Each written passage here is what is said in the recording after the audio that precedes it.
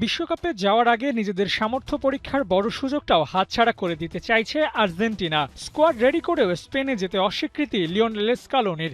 তবে কি বার্নাব্যুতে শিরোপা হারানোর ভয়টাই পেয়ে বসেছে আলবিসেলেস্তেদের?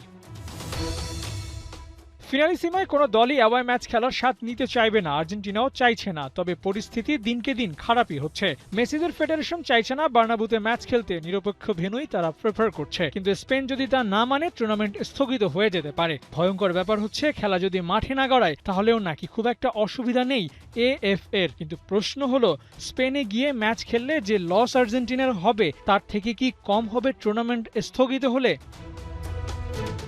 ইউরোপের সেরা দল স্পেন, ওদের বিপক্ষে ম্যাচ খেলা যে কোনো দলের জন্য সেরা অভিজ্ঞতা। বিশ্বকাপের প্রস্তুতির জন্যও বলা যায় সেরা অপশন। যখন প্রসঙ্গটা প্রস্তুতির, তখন হোম ম্যাচের থেকেও কম গুরুত্বপূর্ণ নয় অ্যাওয়ে ম্যাচ। আর্জেন্টিনার স্কোয়াডে একাধিক তরুণ খেলোয়াড় থাকায় অ্যাওয়ে ম্যাচে ওদের পারফরমেন্সটাও চেখে দেখার সুযোগ হবে।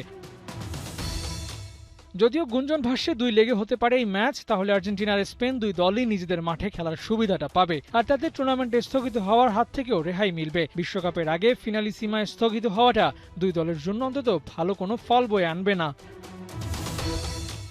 গণমাধ্যমের খবর অনুযায়ী আর্জেন্টিনা কোচ স্কোয়াড রেডি করে প্লেয়ারদের জানিয়েও দিয়েছিলেন ফিনালিসিমা খেলার ব্যাপারে। প্লেয়ারদের ক্লাবগুলোর সাথেও আর্জেন্টিনা ফুটবল অ্যাসোসিয়েশন যোগাযোগও নাকি শুরু করে দিয়েছিলেন। কিন্তু ইউরোপীয় ফুটবল কর্তৃপক্ষের হঠাৎ করে আসা সিদ্ধান্তে নাখোশ হয়ে যায় আর্জেন্টিনা।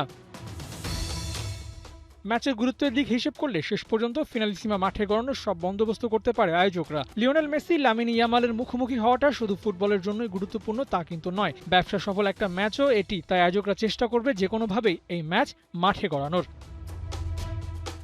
আবু নাইম, ৭১।